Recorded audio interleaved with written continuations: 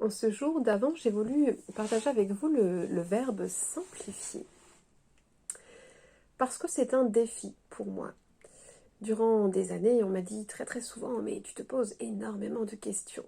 Et à bien écouter autour de moi, je me suis rendu compte, ces derniers temps aussi, que nous sommes entourés d'idéologies qui tentent de répondre à toutes ces questions, qui nous proposent des systèmes intellectuels pour penser à notre place, pour nous simplifier la vie, justement, et parfois peut-être un petit peu trop. Pourquoi aurions-nous besoin finalement d'un système intellectuel pour nous dire quoi faire, quoi penser, quoi vivre?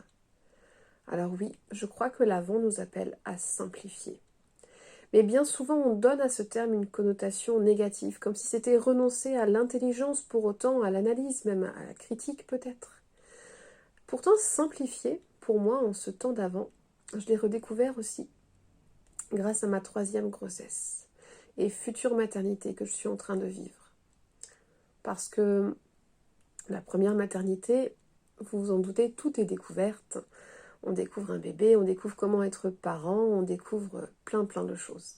Et puis la seconde, on se dit, allez, on va faire encore mieux avec l'expérience acquise, et puis on va même tenter des nouvelles techniques d'éducation on va s'essayer même parfois à suivre des idéologies qui nous promettent monts et merveilles pour ce nouvel être et notre relation à lui. Et puis, la 3e grossesse. Eh bien moi j'ai choisi de me faire confiance, de faire confiance aussi à mon bébé, de l'écouter quand il va naître, de laisser de côté surtout aussi tous les livres, les vidéos, les podcasts, tout ce qu'on peut trouver d'intellectuel pour penser notre maternité, pour me tenir prête à être face à ce nouvel être, pour me lier avec lui dans une relation d'amour qui, je l'espère, sera libérée justement des injonctions sociétales.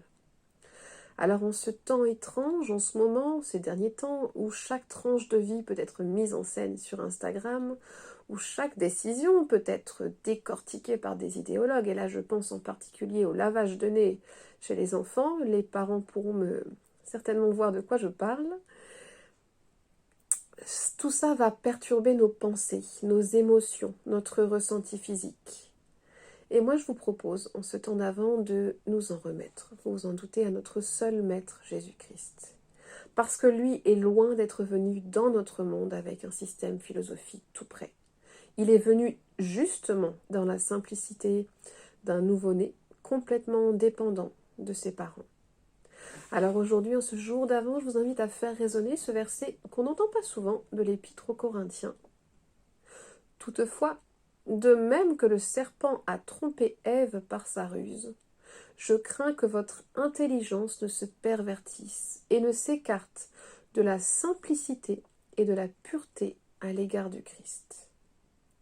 Alors en ce jour d'avant, prenons le temps d'être à l'écoute de la parole du Christ, pour qu'elle nous aide justement à discerner dans nos pensées, dans nos émotions, dans nos ressentis physiques, ce qui est encore à simplifier. Et ce qui nous aidera aussi à ne pas succomber à toutes les idéologies intellectuelles ambiantes. Parce que simplifier, en aucun cas, ce n'est perdre quelque chose. C'est être toujours plus en lien, instinctivement, naturellement, avec confiance, avec notre Dieu, avec son Fils, avec le Saint-Esprit, et les laisser tous les trois nous guider sur le chemin de notre vie. Bon temps d'avant à chacun, et à demain pour la prochaine vidéo.